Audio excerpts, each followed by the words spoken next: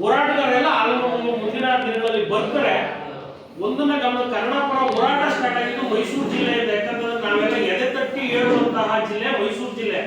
ಕನ್ನಡ ಪರವಾಗಿ ಯಾರಾದ್ರೂ ಮೊದಲೇ ಧ್ವನಿ ಎತ್ತಿದ್ದಾರೆ, ಹೋರಾಟ ಸ್ಟಾರ್ಟ್ ಆಯ್ತು ಅಂತಂದ್ರೆ ಇಡೀ ಕರ್ನಾಟಕದಲ್ಲಿ ಮೈಸೂರು ಜಿಲ್ಲೆ ಅನ್ನೋ ಹೆಗ್ಗಳಿಕೆ ನಮ್ಮೆಲ್ಲ ಕನ್ನಡ ಪರ ಹೋರಾಟಕ್ಕೆ. ಹಾಗಾಗಿ ನಮ್ಮ ಮೈಸೂರಿನಲ್ಲಿರುವಂತಹ ಹೋರಾಟಗಾರರು ಯಾವ ಶಕ್ತಿಗೂ ಏನು ಕಮ್ಮಿ ಇಲ್ಲ.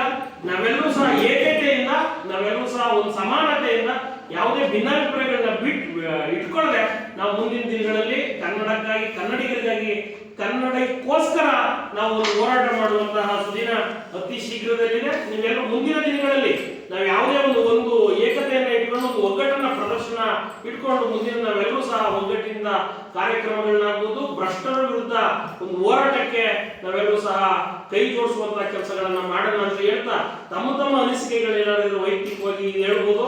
ಮತ್ತೆ ನಾವೆಲ್ಲರೂ ಸಹ ಒಂದು ಅನ್ನೋ ಮನೋಭಾವನೆ, ಅವ್ರು ಬೇರೆ ಇವ್ರು ಬೇರೆ ಅನ್ನೋದು ಅದನ್ನ ಬದಿಗಿಟ್ಟು ನಾವೆಲ್ಲರೂ ಸಹ ಒಂದೇ ಅನ್ನುವ ಮನೋಭಾವನೆ ಇಟ್ಕೊಂಡು ನಾವೆಲ್ಲರೂ ಸಹ ಕನ್ನಡಕ್ಕಾಗಿ, ಕನ್ನಡಿಗರಿಗಾಗಿ ದುಡಿಯುವಂತಹ ಸಂಕಲ್ಪ ಇವತ್ತಿನ ದಿನ ನಾವೆಲ್ಲರೂ ತೊಡೋಣ ಅಂತ ಹೇಳಿ ನನ್ನೊಂದೆರಡು ಮಾತುಗಳನ್ನ ಮುಗಿಸ್ತಾ ಇದ್ದೀನಿ. ಜೈ ಹಿಂದ್, ಜೈ ಕರ್ನಾಟಕ.